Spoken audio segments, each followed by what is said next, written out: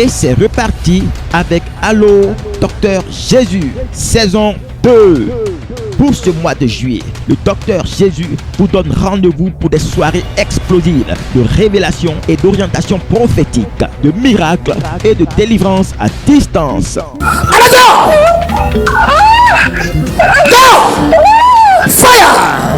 Installe-toi bien confortablement. Connecte-toi sur le prophétique avec le prophète Eli Pada. Allô, Docteur Jésus. Et plus jamais ta vie ne sera la même. Et plus jamais ta destinée ne souffrira de malédiction. Peu importe ton cas, viens consulter le Docteur Jésus. Impossible n'est pas Docteur Jésus. L'émission qui a ému plus d'un reprend de plus belle ce mois de juillet. Notez bien, cette deuxième saison, la tenue Pada, le boubou blanc est exigé.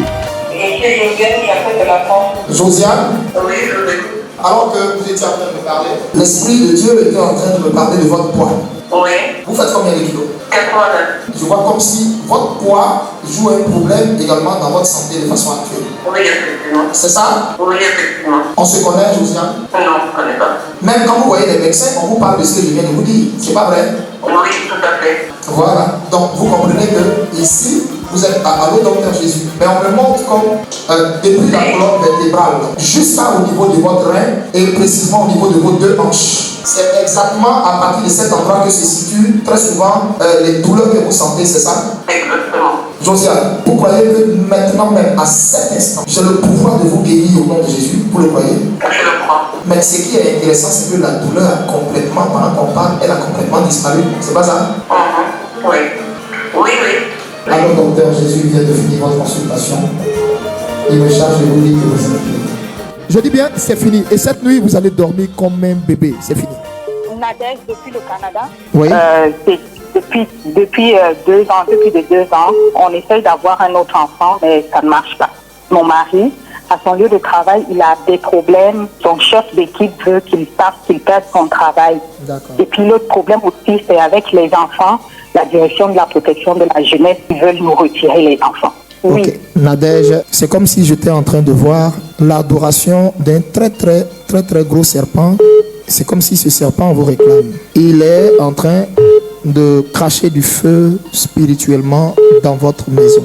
La maison où vous vous êtes sorti, c'est comme si je vois une famille, une tribu de princes. Je vois comme une grande cour, une cour de chef. Je vois comme si toutes les personnes qui sont sorties de la lignée de cette famille-là, on les a tous rattachés à une forêt. Et là-bas, je vois comme le serpent que je suis en train de voir là, il a l'aspect d'un dragon. Et c'est comme si on s'est vêtu spirituellement à tout faire pour créer au fait une séparation et créer beaucoup de découragement, créer beaucoup de choses. Oui. Le fait que vous soyez en paix là, c'est comme si spirituellement, ça dérange un ordre spirituel rattaché à tous ces hôtels familiaux. Ils veulent jouer sur même vos enfants, parce que je vois un qui est beaucoup turbulent. On veut jouer spirituellement sur cet enfant-là. Ne pleurez pas, hein, Nadège. Oui, prophète.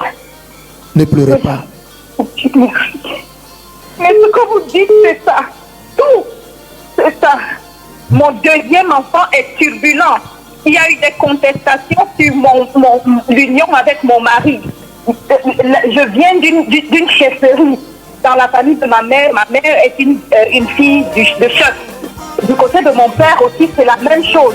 Depuis la maison de vos parents, ils veulent investir l'enfant d'un esprit de sorcellerie pour aller contre son papa et aller contre vous. Vous comprenez maintenant pourquoi l'enfant est turbulent et puis autoritaire. Il a un côté autoritaire en lui. Oui. Le Seigneur veut opérer maintenant en touchant cet enfant tout de suite. Esprit ancestral qui agit dans cet enfant alors que sa maman l'a touché. Je couvre ce foyer du sang de Jésus. Je déclare que tout vent perturbateur s'arrête maintenant au nom de Jésus. La distance n'est pas une barrière. Mettez la main au niveau de votre ventre. Allô, Docteur Jésus. Touche le ventre de cette femme. Tombe maintenant. L'onction arrive sur elle au nom de Jésus.